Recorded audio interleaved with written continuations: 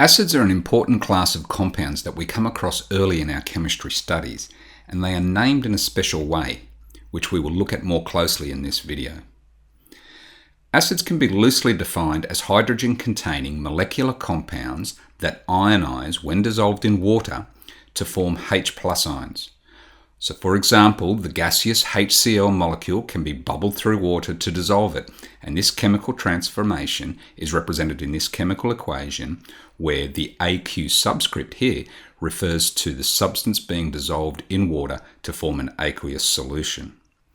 When HCl dissolves in water, the molecule is split into two ions, the H+ cation and the Cl- anion. And as we'll see in a moment, the anion that is produced is very important in determining the name of the acid.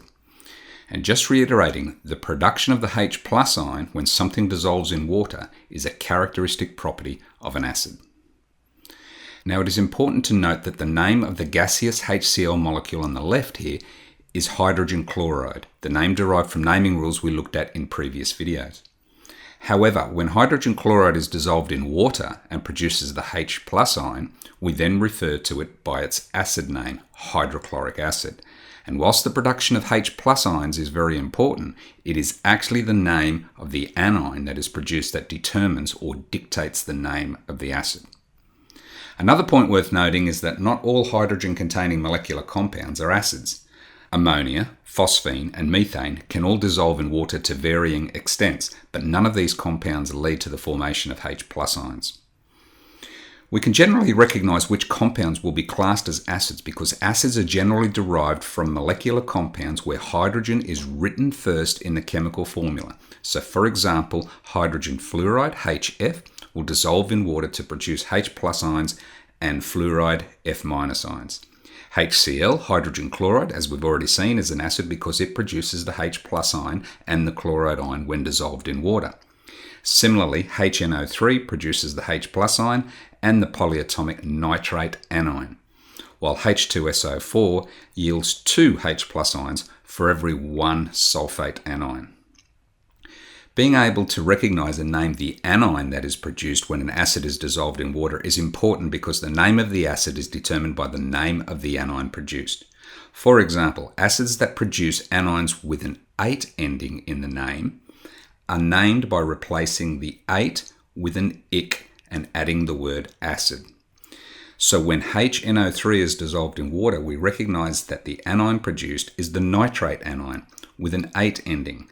The name of the acid is therefore nitric acid, and we get this by replacing the ate ending with ic and adding the word acid. Similarly, when HClO4 is dissolved in water, we recognize that the anion produced is the perchlorate anion, again with an ate ending. The name of the acid is therefore perchloric acid, obtained again by replacing the ate ending with an ic ending. Acids that produce anions with an ite ending have a slightly different rule. For anions that are produced with the ite ending, the name of the acid is obtained by replacing the ite with us, O-U-S, and adding the word acid. So when HNO2 is dissolved in water, we recognize that the anion produced is the nitrite anion with an ite ending. The name of the acid is therefore nitrous acid, and we get this by replacing the ite ending with us and adding the word acid.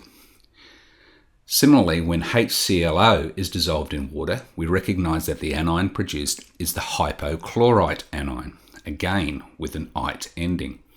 The name of the acid is therefore hypochlorous acid, obtained again by replacing the ite ending with an us ending.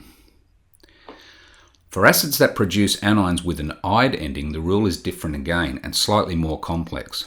For anions with the ide ending, the name of the acid is obtained by adding the prefix hydro to the beginning of the name and replacing the ide ending with ic, IC, and adding the word acid.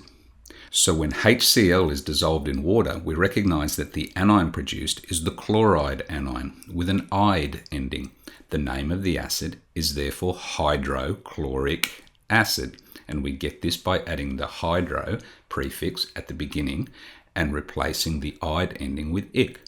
Similarly, when HF is dissolved in water, we recognise that the anion produced is the fluoride anion, again with an "ide" ending.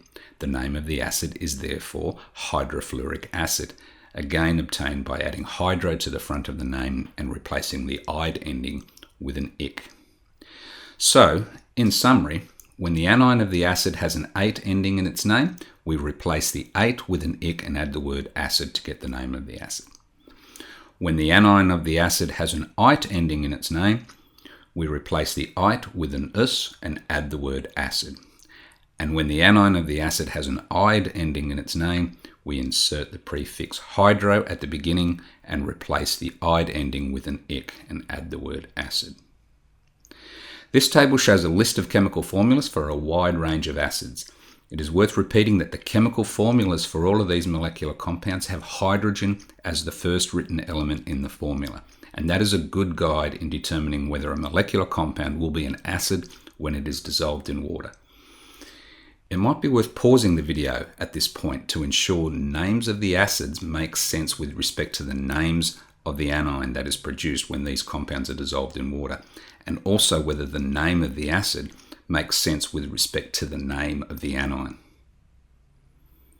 And finally, it's worth noting that in this table, we are assuming the molecular compound has been dissolved in water to form the acidic aqueous solution, because only then can we give these compounds their acidic name.